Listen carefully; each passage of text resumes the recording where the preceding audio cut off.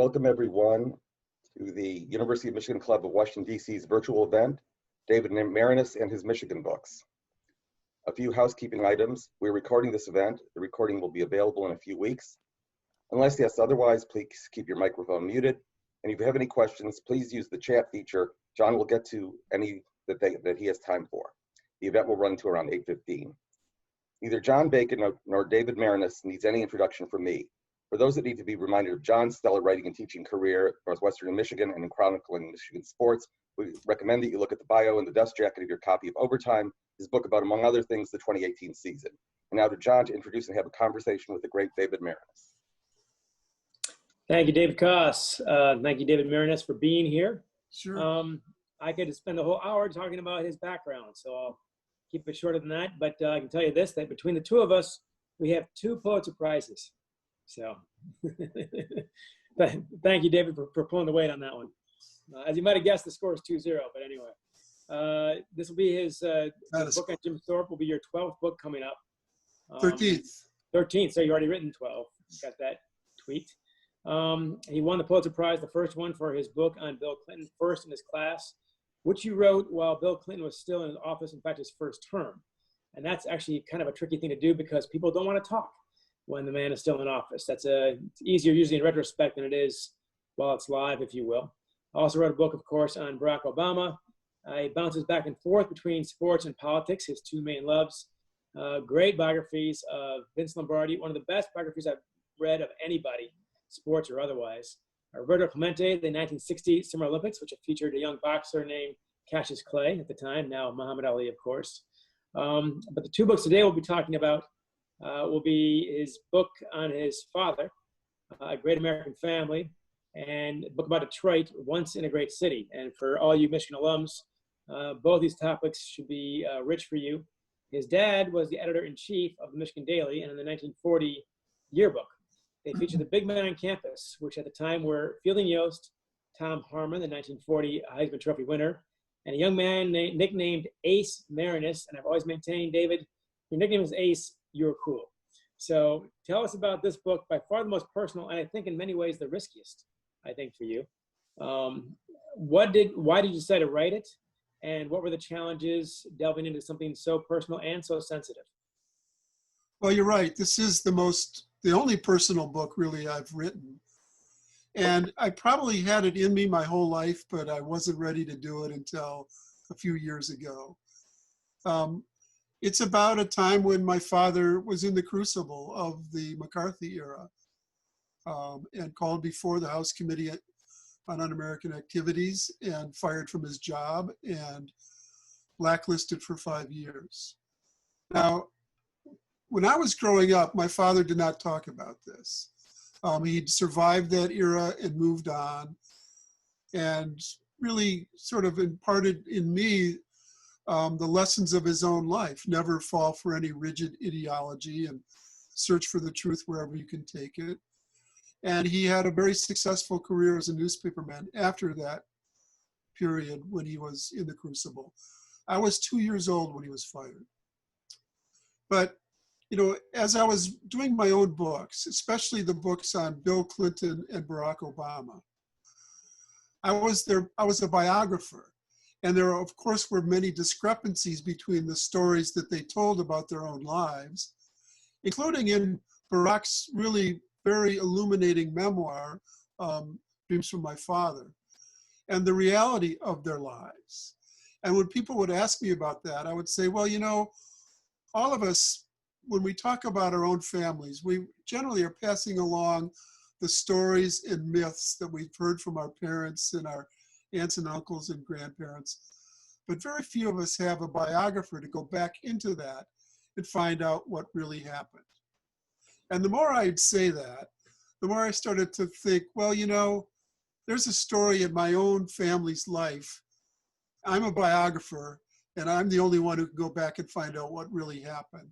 And that's what started me on this journey to really explore why my father was attracted to communism as a young man, how it affected him, what was the conditions in America during that period, what does it mean to be an American, how is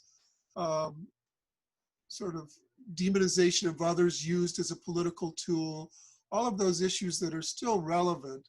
I wanted to explore through the story of my father and the House Committee on Un-American Activities in that era. Now, usually, if we're going to write about our own families, we think, okay, interesting to us, but perhaps not the rest of the world. Your dad is a glorious exception for a guy that people have otherwise probably not heard of. A very interesting life, born in 1918. Grew up, of course, in New York, went to the same high school as Arthur Miller, had his teachers, and was an avid Boy Scout. This is not the profile of somebody you think might end up being a card-carrying communist, if you will. Well, the whole point of the title, A Good American Family, is sort of the normalcy of it.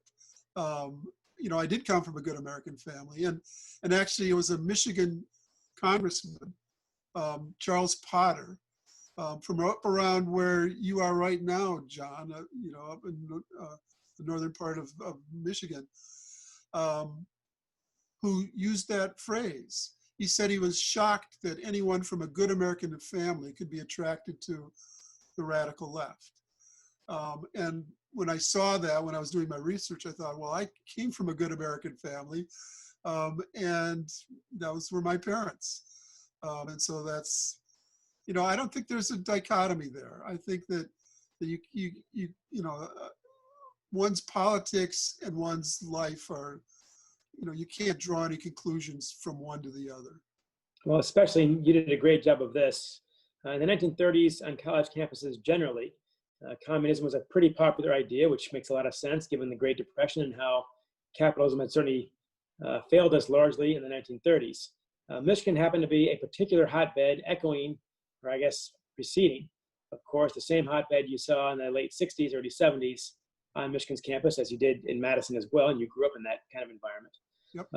Ann Arbor, he was hardly alone at U of M in his interest in the Communist Party. Well, I think there are parallels between the mid to late 1960s on campuses like Michigan and Wisconsin and the mid to late 1930s. Some of the issues were the same, some were different. I mean, my father and people of that generation who were radicalized mostly in college came up during the Great Depression when capitalism was being questioned as, you know, where was it leading? When there was Jim Crow segregation, you know, built into the American system, when there was a rise of fascism and Nazism in Europe, and when there was, in Michigan in particular, the rise of a leftist labor movement through the United Auto Workers.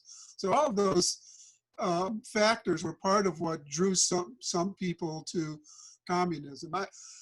When people ask me, why did your father join the Communist Party or sympathize with it? I can give those reasons. It's harder for me to explain why he stayed with the party later.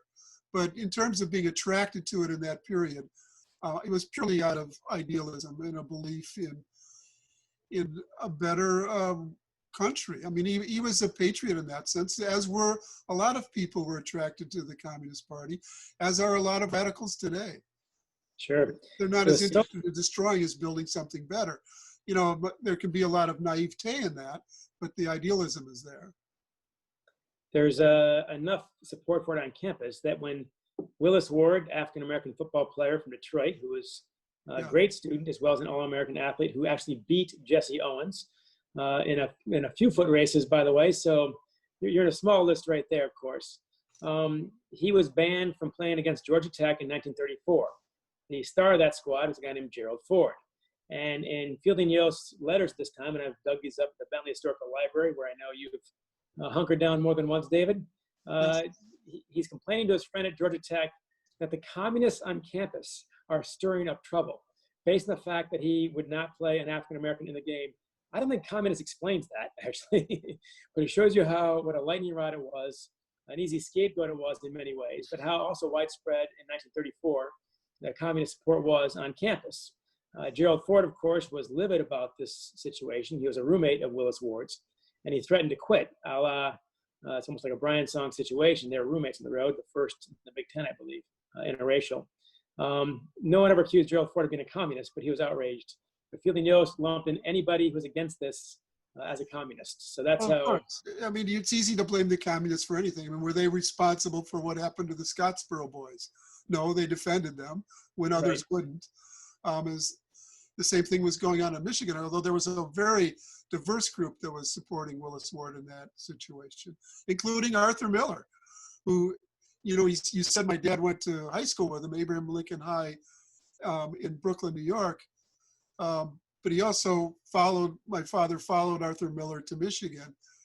And Miller writes in his memoir about how he had a friend who was a Southerner, and he thought that he could sort of mediate the Willis Ward situation by, you know, which of course he couldn't do with a Southern racist. But he did drive down there though, and did his best. I think he was unsuccessful ultimately, but that's where the roots go.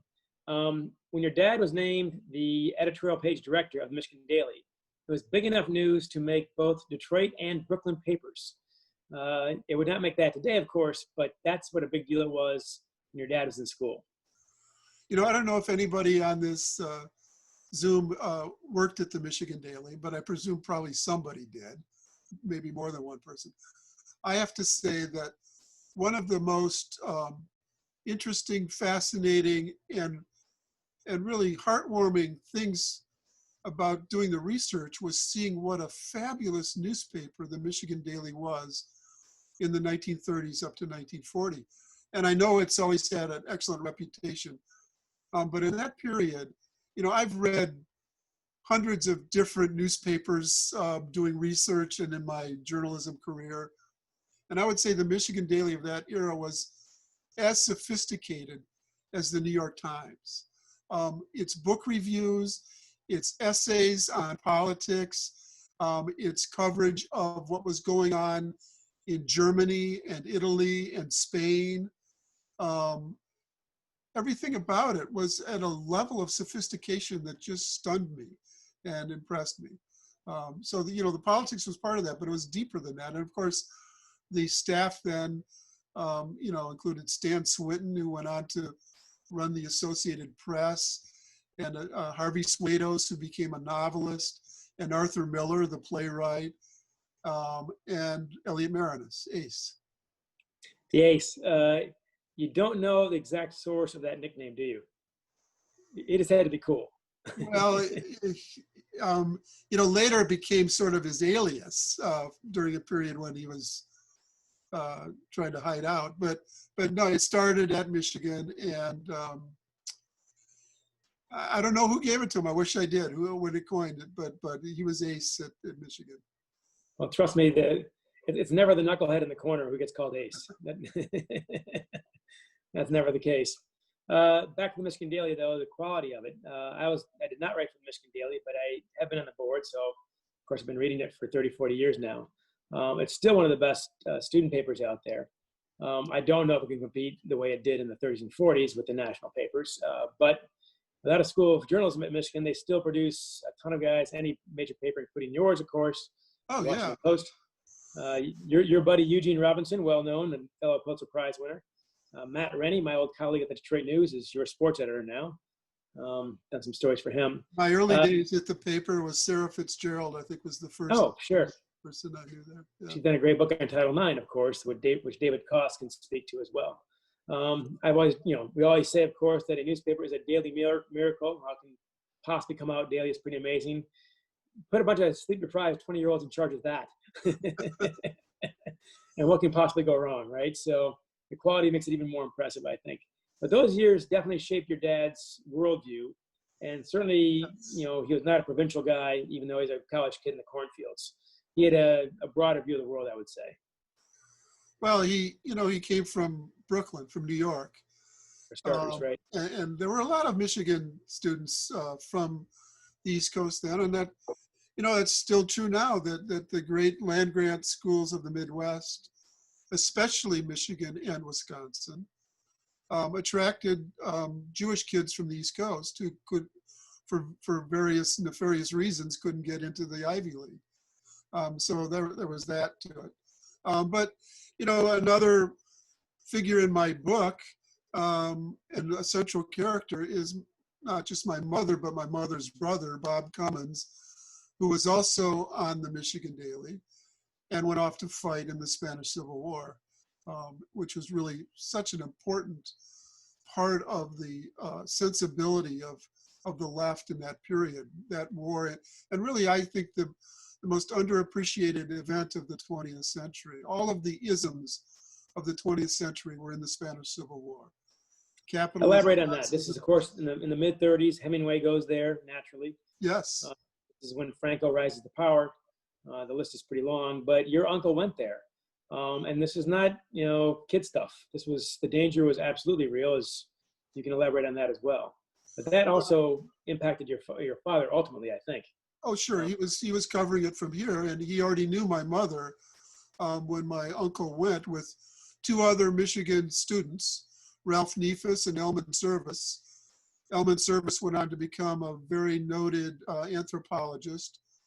The three of them went to New York, got on a boat across the Atlantic, landed in France, took a train across France, and climbed over the Pyrenees to fight in the Spanish Civil War.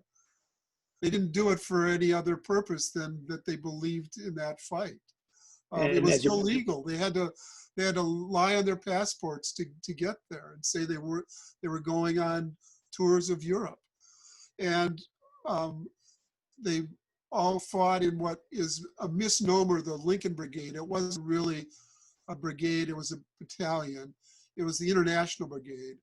And actually, the three of them were in the Mackenzie Papineau Battalion. Mm-hmm. But in any case, my Uncle Bob Cummins and Elman Service survived. And Ralph Neefus, the third Michigan student, was captured by Franco's troops, held in a cathedral in the town of Alcanith with several other captured troops, and they were all executed. And really the most moving moment of my research in Spain, I went to Spain to retrace my uncle's route in the battles he fought in. But going to that cathedral 80 years later, walking inside, with votive candles flickering, it was dank and dusty, and it still felt like a dungeon of death. All of those decades later, you could feel the Spanish Civil War still. And actually, I don't know, probably some of you have been to those parts of Spain where the war was fought, and most of the remnants are still there. There's still pockmarks in the churches and the towns that Hitler's Condor Legion bombed. The ruins are still there. So it was very important for me to do that, to understand what was the sensibility of the students back home, which was not unlike the Vietnam War for my generation in the 60s. And my father was at the newspaper, the Michigan Daily, during that period. When Ralph Neefus was captured, there was a movement by the students to try to get him released before they realized that he'd already been executed. The State Department would not take any action. And then my mother's aunt saw a picture in the Spokane, Washington newspaper of captured Americans and thought she saw the photo of my uncle, Bob Cummins, in that photo. Turns out it wasn't him. And the way they found out is that my dad, David Maraniss, contacted the photo agency and got a better print of it and realized it wasn't him. So, yeah, so many ways the Spanish Civil War, ideologically and personally and emotionally connected to what was going on in my family. And I think part of the impact there is this is not some dorm room philosophical bull session. This is not, this is the real deal, not kid games. And the stakes could not have been higher. So, and your dad knew that before he signed up for World War II. In some ways, it's kind of the opposite of the Vietnam War in that sense. I mean, these were kids who went off to fight against fascism and Nazism, not kids who were trying not to fight against, I'm not saying one's more morally correct than the other, but it's just a different, you're putting your life on the line, which very few anti-war students did in the 60s Some went to prison, some left for Canada or Sweden. There were noble reasons to not fight in that war, but going to fight in Spain was really something you had to think about. And that's how committed this generation was, Yeah. in a very deep sense. Your dad, a devoted Boy Scout, as you said, also leaning towards communism in the 1930s at school.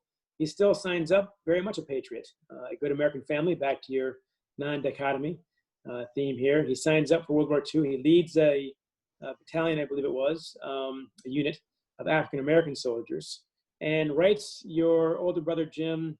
It's one of the most touching notes in your book. The letter he writes your brother when Jim is 2, I believe. No, it's right after he's right when he was born. Okay. It was in April of 1945, right after FDR died, when my father, the reason my dad was the commander of an all-black company is because of the racism of the U.S. military in that period. The races were segregated in the Army. The black units tended to have almost invariably had white officers for racist reasons. And many of those white officers were Southerners who were chosen specifically by the Army because the Army presumed that they knew how to deal with black people, in a negative way. And the others were all Northern radicals, who, again, the Army thought would not mind it because so many officers thought that being put in command of a black unit was a dead end. But if you were a radical, you had a different concept of that. So anyway, my father was made in charge of a black unit that went to Okinawa. And the letter he wrote to my brother was right before they left. My brother was maybe a week or 2 weeks old. And of course, my father thought he'd get killed. So that's why he wrote that letter about why he was going, what he believed in, what they were fighting for and what they were fighting against, and sort of his vision of what it meant to be an American. And that, of course, is the tabula rasa, if you will, of this piece. It's a beautiful letter. Your dad can write, of course. That's always a plus, isn't it? But imagine, I again was put in his shoes, going across, having to write a letter to a child that does not yet know you, thinking that this is your epitaph, basically. That's a serious deadline right there. That's Sure. that's some crunch time. But he was one of a million young men in World War II who were facing that same thing. No doubt. But also when it's your father and you're reading this, Yeah. it had to get you. Oh, to find that letter was amazing. And there's so many parts of the research of this book that just made me think that I was fated to write this book. I tried to approach it as though it was any other biography I was writing. I used the same methodology. Go to the places, whether it's Ann Arbor or Coney Island or Spain. Interview as many people as you can, although most of my father's contemporaries were dead. Get all the documents you can, which included from the National Archives, the papers of the House Un-American Activities Committee, all the papers at the Tenement Library at New York University on the Spanish Civil War, the wonderful Bentley Historical Library at Ann Arbor, and also letters. And when my parents are both gone, I wouldn't have written this book while they were alive for a lot of different reasons. But when my mother died, after my father, my wife and I cleaned out her apartment in Madison, Wisconsin. And there were all the letters that my father had sent during World War II. I didn't even look at them then. I gave them to my older sister, who's a librarian archivist at Carnegie Mellon. I knew she would know how to handle them better. And then probably 7 years later, when I was starting this book, I thought about those letters again and wrote to my sister, Jean, you still have those letters. Would you please send them to me? They might be valuable for this book. I really didn't know what was in the letters. It turned out that they were exactly letters my father was writing every day while he was organizing that black unit. Just precisely what I would need to tell that story. That is a gold mine, of course. And when we're poking around, to me, it's like drilling for oil when you and I do our research. Oh, yeah. You get a lot of dirt. Right. And not always a lot of oil. No, but that's a when you geyser. get that gusher, it's a good feeling. Yeah.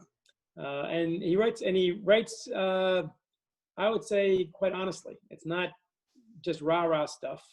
He is clearly patriotic. It's heartfelt. But the letters he writes are clean, direct, unsentimental, but deeply feeling. And those are not the same things, of course. I was really impressed by his grasp of his own emotions as he went through what must have been a roller coaster. I was too. And, before I knew about those letters, when I was lucky to have my father, I was the dumb kid in my family and followed my dad into writing. My siblings are all scholars. But one of the things he always taught me was to read George Orwell's essays, not his fiction, but his essays. And they're just so clean. I mean, they have a perspective, an ideological viewpoint, but they're open to whatever the truth is. And they're very clearly written with that same accessible but intelligent style. And I realized my father wrote like that, and so that's why he told me to read Orwell so much. And of course, you do too, David, which brings us to the next step. And I would think the hardest section to write. Your dad comes back from the war, a hero, no doubt. And he does not yet disown the Communist Party. Right. This is for you as a son, and a historian, the hardest part for you to reconcile. You did a great job, and I think a very difficult job, of looking at this as honestly as you could, and not always coming up with the answers you would have liked. A rough section. Well, that starts even at the University of Michigan. I mean, his editorials at the Michigan Daily were powerfully written. But I would shake my head and say, Dad, what are you thinking? How can you make this argument in defense of the Nazi-Soviet pact, or the Soviet invasion of Finland? Really indefensible in many ways, almost always. But it was what the Soviet Union was doing then, and he was still buying that line. So even in that period, there were times when I'd shake my head. But in later, all the way up to probably 1951, when he started to be disillusioned by it all, there's a long period there where I had to face up to what my father was doing, and most of that information I got came from his FBI files. It turns out that they were tracking him almost on a daily basis, starting in 1946. And that didn't end until 1957, 5-6 years after he had nothing to do with the Communist Party. And when we reached Madison, they finally gave up and said, we haven't seen any contact for many years. But reading all of that, seeing what he was doing, even if of course I understand that the FBI has its own, it's not reliable information necessarily, except for the basics of where he was. But still, following that, reading the Michigan version of the Daily Worker, which was put out in Detroit, that was, I knew that I would be facing that, and I did, and I the promise I always make to myself when I start a book is, I'm not going to sugarcoat anything. I'm going to try to tell the truth, but put it in a context that makes human decisions understandable and not stereotyped. Or cost some advice to me, and I sold it short earlier, but I'll milk it later on, that David has become a great mentor to me, a role model, and dare I say it, a friend. He might deny this. And this is your chance. No. Timing's good. But Your advice to me about talking about Avery Brundage, of course, the longtime IOC president, is in your book on the Roman Olympics. No matter how bad a guy is, you have to find their humanity. And you're always allowed, you have to be objective, you can't sugarcoat it, but you are allowed to be sympathetic. And that has stayed with me. Try as much as I can to understand the guys in my books that I don't like. Try to find it from their point of view. Doesn't mean you take their point of view by any means. But in this case, of course, in your dad's case, certainly, you know, what was he thinking? You don't disown him, certainly. You don't lose any love for him. But you do shake your head more than once in the process of telling this story. And of course, the cruel irony in his case is about the time that he was getting disillusioned, as you said, in 1951 with the whole thing, is about the time that he gets, of course, pulled into room 740 of the Federal Building in Detroit. Right. And if this is a movie, this is a scene. Pick it up from there. Well, with the House Committee on Un-American Activities chose its targets basically for publicity reasons. That's why they went to Hollywood. And in Detroit, they really went to try to go after the United Auto Workers. When they came to Detroit, they had a secret star witness who was called the Grandmother Spy. Her name was Maraniss Baldwin. She had been recruited by the FBI in 1943 to infiltrate the Communist Party in Michigan. She was a paid informant. She wasn't a disillusioned former communist. She was just someone who they thought could enter into the party as a working class woman and give them information, and they would pay her for it.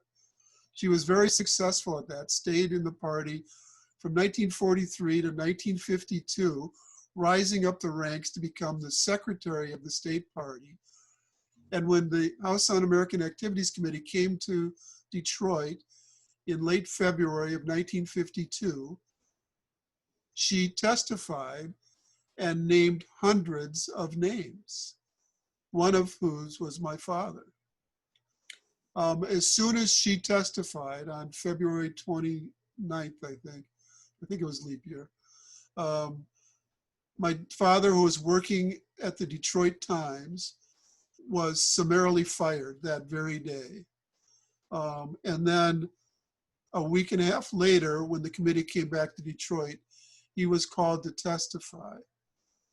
I talked about going to the cathedral in Alcany, Spain as the most emotional moment of my travel research.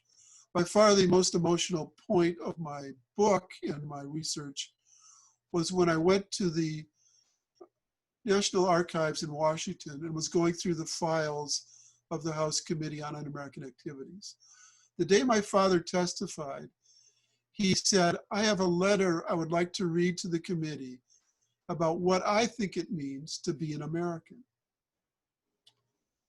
The committee chairman, John Stevens Wood, who was a Southern Georgia racist, who had been a member of the Ku Klux Klan as a young man, who had voted for every Jim Crow piece of segregation, who had once been involved in a horrible lynching in Georgia. The chairman of the committee that was calling my father un-American said, "You can't read that letter unless you testify and name names," which my father refused to do.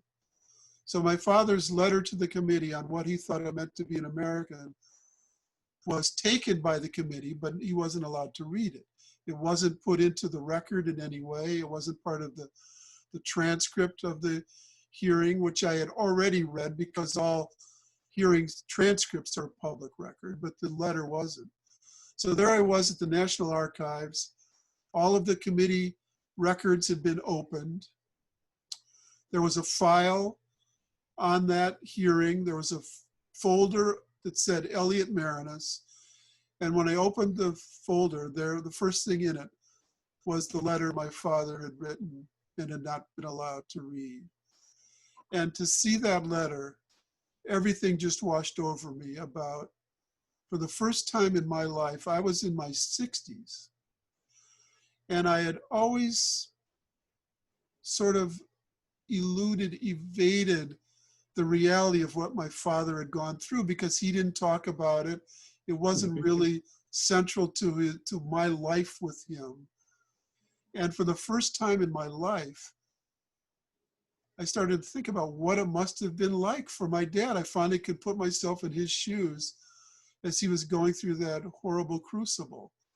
And what struck me, as I write in the book, it's a very powerful letter about what he thinks it means to be an American.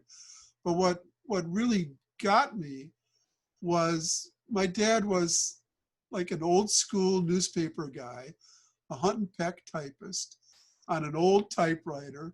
And some of you are old enough to remember the typewriters when you'd punch them, the keys would stick and sometimes the letter would jump up a half space. The letter starts, "Statement of David Maraniss," and the essence statement jumped up that half space. And when I saw that very little detail, that's what made me feel my father again in that moment, and what it must have been like for him. The letter is astounding. It is, along with his letter to your brother Jim as he goes to Okinawa, I think one of the pillars of this whole story. I'll quote from it briefly.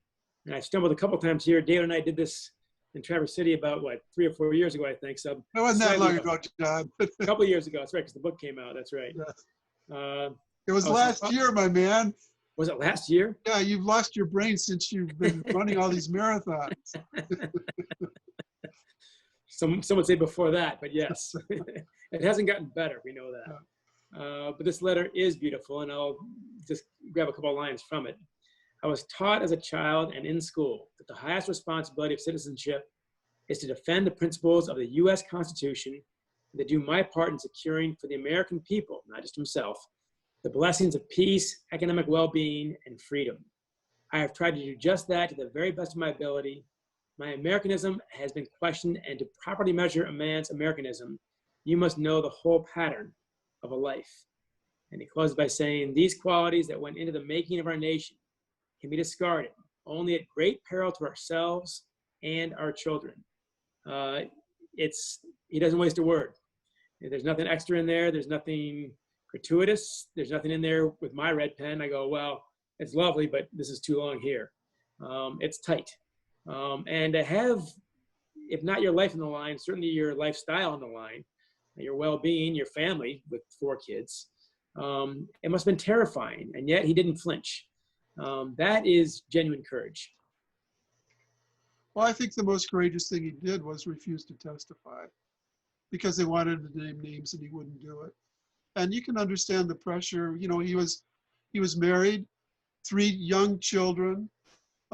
He'd been fired from his job. Would the union defend him? Turns out no, but if he named names, it could have been different. So, you know, writing was his weapon. It is the weapon of any good writer. It's, you know, the way we fight against what's wrong in the world. And he used it then. But I felt overwhelmed when I read it, but also sad that letter, you know, if I hadn't found it, if I hadn't started doing this book, no one ever would have seen that letter. And again, that's why I thought I just was destined to write this book. I'm glad you did, of course. The price was very real for him.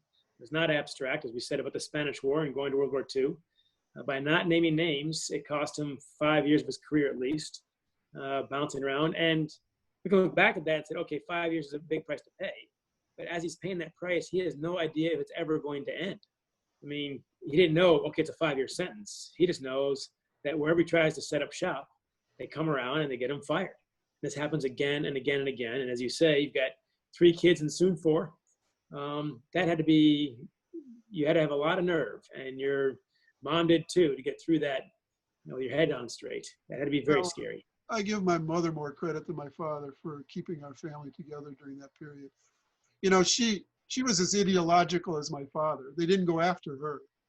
She was probably more of an ideologue than my dad, who really was more interested in writing and baseball, but he, but in any case, my mother is the one that held the family together. And she did it by trying to buy a house wherever we were to make us feel like we were part of a community, by working herself, at department stores or wherever she could get a job. She later went on to get a degree at Wisconsin Phi Beta Kappa and became a book editor. But during that period, with 3 little kids and a husband who was bouncing around, it was rough. And she's the one who held us all together until we finally reached another one. Our family was created at the University of Michigan. I didn't tell this story earlier, but it goes back to the Civil War. When my uncle Bob Cummins came back, along with Elman Service, the 2 University of Michigan students who survived the Spanish Civil War, there was a huge celebration party for them at the Michigan Union. And covering that event for the Michigan Daily was David Maraniss. And also there was Bob Cummins' little sister, Mary Cummins. And that's where my parents met, at that rally at the University of Michigan, the celebration for my Uncle Bob. So Michigan created me in that sense, the University of Michigan. And then the University of Wisconsin, Madison saved us. We got to Madison in 1957. It was another university town. The newspaper there, the Madison Capital Times, had a long progressive tradition, fighting Joe McCarthy when other newspapers were buckling under to him. And they hired my father and really turned all of our lives around. That's when your dad finds a measure of peace, I would say, and is in his element. And I recall this line from your book on Lombardy. I did not have any inkling as to your father's story when I read that. This I retained years after you wrote that, 20 years after, I guess, plus, that Lombardi got his chance late in life. In his 50s, he finally became head coach in the outback of Wisconsin, or so it seemed to a guy with the New York Giants and from Fordham University. And you said your dad also got his chance late in life. And I had no idea what you're talking about in that little passage, but now I do, of course. In his 50s, he finally found a home and a place to practice his craft unfettered, and he did. Yeah, they both, Lombardi struggled for 20 years as an assistant coach before he got his shot in Green Bay. In a very different way, my father bounced around until we reached Madison. They're both from New York City. They're both sort of tough guys with soft interiors. So I saw some parallels, although politically they were quite different. But in any case, yes, Wisconsin saved Lombardi and my father. Your parents are actually buried in Ann Arbor. Yes, at Washtenaw. Yes, Yep. cemetery. Not too far from Barton Hills. Right, yes. And my father's gravestone says Elliot Ace Maraniss. Kind of like that. He passed away in 2004 and your mom in 2006. Yes. They saw you receive the Pulitzer Prize. For an ink-stained wretch, as your dad was, that had to be a highlight. And in some ways, kind of going full circle from the whole nightmare that he went through. That here his son was at the Washington Post, winning a Pulitzer Prize, writing about a president. And in that sense, the past was truly past, and nothing ever tagged you in any of this, of course. That had to be a special moment for your dad to see you win the Pulitzer Prize. John, when you put it like that, I don't know that I fully appreciated the meaning of that at the time for my father. I remember saying that I did this for my father, and he's the one who taught me everything I know. But the full depth of what that would have meant to him, I only came to appreciate doing this book. And so that made it even more moving in that sense. Yeah, the ghosts were finally banished. Right. With your prize, so as good as it gets. We'll switch over now to the Detroit book, of course. Once a great city, beautiful. And I'm from Ann Arbor. Sidney Fine was the legendary professor at Michigan. Everyone knows, who wrote many books about Detroit, and you'll find his papers, of course, at Bentley as well. he and I stayed in touch when I became a writer, because writing about Jackie Robinson, he was phenomenal because he knew about U.S. history, and he's a colossal baseball fan. So That's great. he gave me some great quotes. George Will did too. But your book on Detroit, there you go, switch files here. Why did you decide to write about Detroit? You're not from Detroit, but you knew there's a story here. And you captured Detroit at the crest of its power, really. And some inklings, of course, for what's going to bring it down.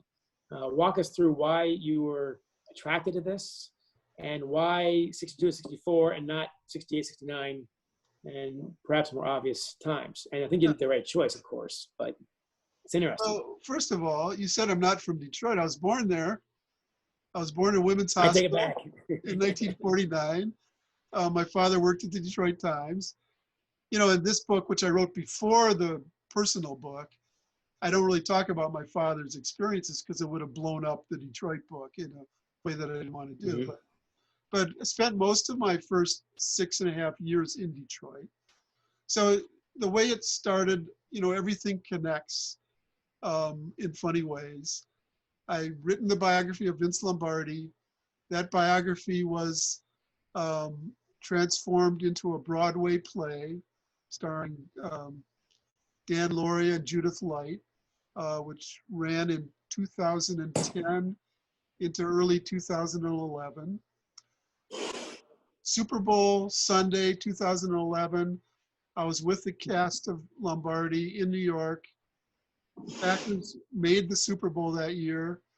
We were watching the game together, and at halftime, many of you will remember, even if you have no clue about the game, there was a commercial that came on, and I looked up to the TV where we were, and the first thing I saw was a freeway sign that said Detroit. And then I saw all of these iconic images of the city. The Joe Louis Fist, the Diego Rivera mural at the Detroit Institutes. And then this dark sedan going up Woodward Avenue and stopping in front of the Fox Theater.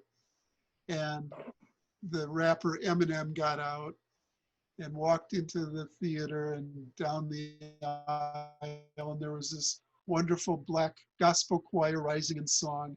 And Eminem turned to the camera and said, "This is the Motor City. This is what we do." It was a commercial for Chrysler, but I choked up watching it. And my wife said, "You know, why are you falling for this? It's just a commercial, you know." But it was, it struck me, it just bowled me over, and I started to think about why. Well, I was born in Detroit. My first memories are there of Verner's Ginger Ale and the Boblo boat, and the Tigers of Al Kaline and all of that. And so I started thinking about how can, you know, Detroit, it was really in tough times in 2011, as we all know. And I thought, you know, if it meant that much to me, I should do something. And what do? Well, I write. And well, what can I write about Detroit? And I was thinking, you know, as tough a time as Detroit is having, it's given as much to America as any city in the country. Not just the automobile, but the soundtrack of my generation, Motown. Mm-hmm. It was central to the civil rights movement, and it was the heart of the labor movement. And I wanted to honor all of those things that Detroit had given this country. And then I started to think about how I could do that. And I focused on a period between 1962 and 1964 when everything seemed to be on top in Detroit. They were selling more cars than ever. Motown had started, it just gone off on its first national tour. The labor movement with Walter Reuther was at its peak, actually starting to drop, but still at its peak. And Martin Luther King came to Detroit that very summer of '63 to deliver his I Have a Dream speech there before he did it in Washington, because Detroit was that central to what he was doing as a northern city of support with the largest NAACP chapter in the country, and so many powerful African Americans there. So I wanted to honor Detroit through all of those 4 ways, and that was the time to do it. And so I just started my reporting from there. It was great stuff. A lot of big things, as you say, UAW, the auto workers, of course, the big 3, the Mustang on the boards at that point. I have a dream speech. I had no idea that he had practiced that, if you will. A dry run in Detroit first, not even a dry run. He had an audience. And of course, the Great Society speech, Lyndon Johnson, in Michigan Stadium, spring of '64, which I attended in my mother's womb. That's where the book ends, pretty much. Yeah, you what? That's right. You were there? I attended in my mother's womb. That's where I you. Yes. So I was attendee there. I learned a lot from this that I did not know, despite having Sidney Fine and reading a lot of books about Detroit growing up, of course, and breathing the air around there. One thing, of course, you and I talked about, and you know David Maraniss, and you do about 10 minutes of work for one of his books, he'll still put you in the acknowledgments. He's very generous that way. One thing we talked about was, for example, that Detroit was expected to be the host of the 1968 Olympics. Yes. And when I tell people this, they can't believe it, but it was pretty much lined up for them to host. And then it got snatched away. Yeah, Detroit was very active in the whole Olympic movement. It had some real movers and shakers in that movement. And it was really competing against Los Angeles within the United States for that. And, you know, it was the Rust Belt against the Sun, you know, the West Coast. And people were already starting to disparage Detroit in many ways. But the governor of Michigan, George Romney, the mayor of Detroit, Kavanaugh, and a whole lineup of powerful figures from the auto industry and elsewhere were pushing for Detroit to get those Olympics. And they were competing. They got the nod from the US. And then when they competed against the rest of the world, Cold War politics came into play and ended up going to Mexico City. But Detroit was and part of the fact, and also because LA did not back off as a city, as a candidate. No, they were still disparaging Detroit all the way through. Yeah. Right, and took some votes away and so on. Exactly. So it became complicated. I've always wondered, as close as that vote was, if Detroit is granted the '68 Olympics, if they avoid the riots of '67, hard to say. We'll never know, of course. But the money infusion, pride, these things help. And it would have been known as an Olympic city, which is hard to imagine now, of course. So that was a great vignette there. You mentioned the music, but also Aretha Franklin's father, Reverend C.L. Franklin, was a much more important person than I realized. And by the way, a quick aside, how great David's reporting is. I learned from this book. And whenever I hear one of his songs, I always think of it, Otis Redding could not dance. And so whenever I hear an Otis Redding song, that's in my head somehow. That's in your book. C.L. Franklin, you know, Aretha wasn't Motown. Her dad, who was was the greatest preacher in Detroit, who was so popular in Paradise Valley in Detroit that in the summertime, people would line up, hundreds of them, outside of his church and listen to his sermons over loudspeakers. He also had a way of delivering his sermons that were like singing, you know, and he traveled around the country putting performances on with his daughters, one of whom was Aretha, and that's really where he got her start from C.L. Franklin. But he also wanted to be involved in the civil rights movement, and he was a controversial figure, very flashy in Detroit, and some of the other more pious preachers didn't really appreciate him. And there were political fights, as there always are in any movement. But he was the key organizer of the Walk to Freedom in June 1963 that brought Martin Luther King to Detroit to give that I Have a Dream speech. That was Aretha Franklin's father who did that. There's a great richness to this story, things I never knew. That was certainly included. And you make a very strong case that Detroit was not the epicenter of American culture. It was certainly one of them. You know, top 4 or 5 cities at the time. which, as you say, so many things went through it. I grew up with a vague sense that Mayor Kavanaugh was a vaguely sinister person who was, anti-Black and one of the sparks, one of the catalysts of the civil rights movement. Not true. He's actually heartbroken by the riots, and that all that he had worked for much of it had literally gone up in flames. I took a much different view of Kavanaugh from reading your book than I had before. He was elected as a reform candidate, and largely because of the African-American vote. During his tenure, it ended, with the rebellion or riots of 1967. But in the middle of my book, there's a situation that sadly we've seen play out so many times over the last year and over many years. You had Kavanaugh as the mayor. You had a reform police chief who was trying to stop the systemic racism in the police force, Chief Edwards. But in the summer of 1963, a Black prostitute was shot in the back by a cop. Her name was Cynthia Scott. She was called Saint Cynthia. And that event, the cops made it sound like she was attacking them. She was shot in the back. Just so many, all of the, familiarities of what we've seen so many times with African Americans and police in this country. It happened in Detroit in '63.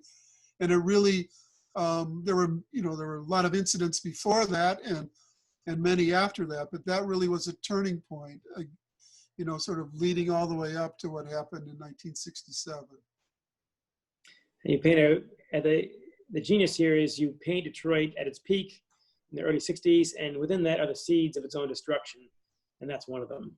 Yes, you can almost always see the seeds of destruction, and at the point I say that when things are most luminous is usually because there's a dying ember there too. And that was true of Detroit. We have time now for some questions. I see some questions coming in, scrolling through. Mike Warren, I believe you have one. Yeah, thanks, John. I appreciate it. And David, first of all, let me say, even though you're not talking about much tonight, I really enjoyed the Lombardi book. I thought it was excellent, and I really learned a lot about the coach from your book about him.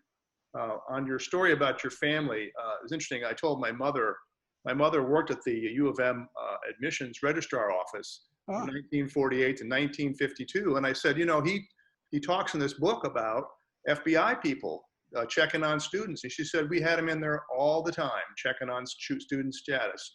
Almost every week they would be coming in checking on, I'm sure that they were probably checking on your dad, and she may have been involved in some of that. So it really did bring home to me about that. Someone was born in Ann Arbor in '52. But I had a question about, the 50s, when we developed this concern about communism after World War II. Sure. And, the nuclear weapons had come around, and there was all this concern about communism, which sort of drove foreign policy for the next 15 years or so.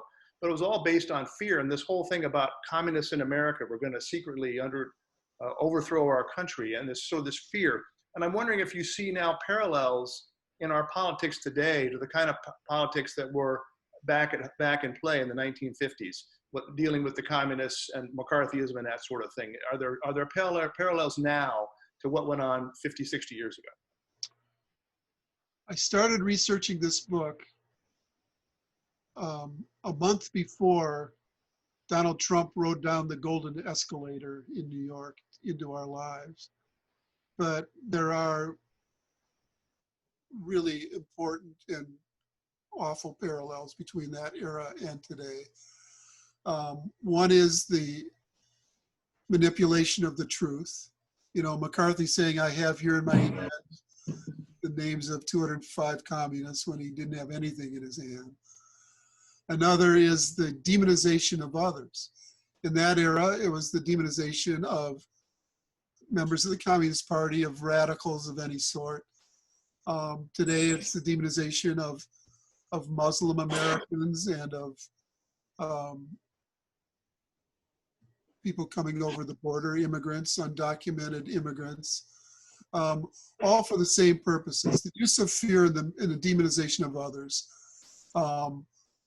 and the destruction of truth, the propagation of lies, are all, parallels from then to today. There are some differences. One is that then it was the most powerful demagogue in the country was only a United States senator. And he was even undone by his own party. It was the Republicans who turned against Joseph McCarthy, starting with Margaret Chase Smith, but eventually he was censured by a Republican Congress. But he was only a senator. And today we're dealing with a president and with a party that's afraid to do anything. So that's the major difference. Thanks. And for others who want to ask questions, just type something in. I can see it here, scroll by. Owen Johnson earlier had a comment. Here's your chance, Professor Johnson. Owen, are you there? Take it off mute, man. I am. Dick Tobin, who was a nephew of Ring Lardner, was the daily editor in the early 30s. And he had some kind of run-in with the administration. I think he was suspended as a student, and he turned that into a job for the New York Herald Tribune because it got national attention. My question is your father was there when Harlan Hatcher was the president of the university. Did he have any association with him? Because Hatcher's been fingered as somebody who cooperated with the FBI. Yes. News to me. My father was, John called him a big man on campus, and he was in that, what's the name of that club, John? Michigama or something? It's called Michigama then, and now it's called Order of Angel. Yeah, okay, right. Because it was racist Right. in terms of its Indian. Turns out that's a bad idea. Yes. Right. Anyway, so my father, I'm sure he dealt with Hatcher and with but what my father mostly talked to me about and what he writes about occasionally later was the wonderful faculty at Michigan during that period.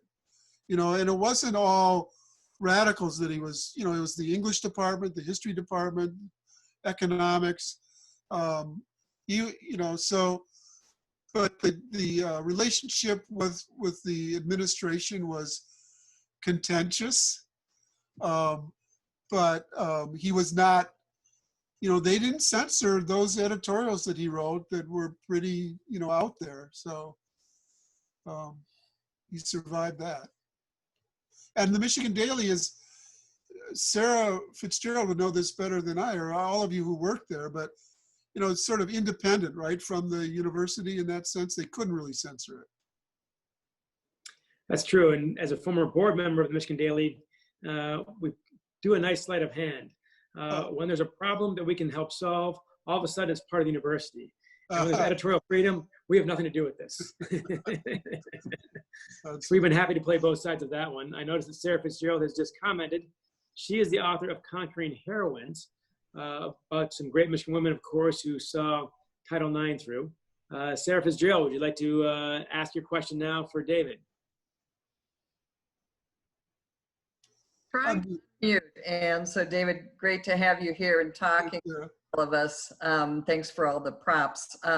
One of the things I found fascinating about your book is I think the University of Michigan and the Michigan Daily like to think of Arthur Miller as a literary giant. And your book really captured, to me, in an illuminating way, this other aspect of him and how Michigan fostered his sense of social justice, and particularly as it came out in the Crucible and all. I just found that really fascinating. And the whole notion of, we think of the 1960s as the height of activism at Michigan, and clearly your book showed that there was, other times when that was the case. Yeah, Arthur Miller, writing for the Daily, he went up to Lansing and covered some of the legislative hearings over whether they would outlaw the Communist Party and make it a crime to be a communist. He was best friends with Ralph Neifus, the student who went over to fight in the Spanish Civil War and was killed in that war. There's a pretty touching scene of Miller driving Neifus from Ann Arbor to Brooklyn. Nefa stayed at Miller's house before he got on the ship to go over to fight in that war. And Miller wrote that the entire drive from Ann Arbor to New York, he'd look over at his friend Ralph and think, I'm looking at a dead man. And that Miller knew that he should fight in that war too, but he was afraid he'd get killed and not become a famous playwright. So, but yes, very much, you know, his first plays were also performed by some of the, you know, the New Deal theater organizations that were promoting plays during that period, the federal theater program. So it was all, that was all the roots of what would come later from Arthur Miller right there. Well, one of the things you and I've talked about in our research is the fact that up until the Michigan Daily is now digitized and online up through 2014. And so I joke and say, you'll never have another Michigan grad who's a Supreme Court justice nominee. I know it was a great help to both you and me in terms of the books we worked on. Oh, it was so amazing. I mean, those, you know, those guys, luckily I was there right when they were digitizing it, and they let me go on personally like 3 months before it went public. So oh, wow. I could type in my father's name, my uncle's name, Arthur Miller's name, and everything that they wrote or was about them came up. It was just incredible. Well, I can't speak for your father, but I know that sometimes we're embarrassed to see things we wrote back when we were in college. Well, my experience, Sarah, when I look back at my old clips, one of two things happens and they're both bad. One is, my gosh, that got published somehow. That's embarrassing. The other one is, wow, that's better than I'm writing now. That's worse. So you can't win that one. That decision, by the way, was 5 or 6 years ago. I was on the board when we made it. And one of the driving forces of that was Terry McDonald, my old honors history thesis advisor, used to be chair of history at Michigan, then dean of LS&A. He was the driving force behind it. We got a gift for about $250,000 from a guy who believed in the First Amendment, of course, and all these good things. And that's what drove the Michigan Daily to be digitized well before its peers. So as you point out, Sarah Fitzgerald, I did not think of the unintended consequences that we will never get a Supreme Court justice from the University of Michigan again. So hadn't occurred to me, but you're probably right, sadly, based on that alone. So we've got time now for one more question, if someone's got one. I'm looking at my scroll here. I probably missed a few things coming through here. If anyone wants to ask one, we have time for one more. All right, I will want to say again on a personal level, my experience dealing with the high and mighty writers of the world like David Maraniss, they're all hardworking, they're all smart. No one can be that lazy or stupid to get there. It never happens. But they're all hardworking, all smart, and they're either jerks or they're really good guys, and I swear they're never in the middle. You either got to be hard driving and not care too much, or you're a genuinely good person. David is one of the finest people I've met in this business. A truly generous soul and a good guy to be around. And he enjoys the occasional cold beer and burger at Red Hawk on State Street as well. So you're an honorary member, David, of the U of M family. Thank you. I'm eager to get back there.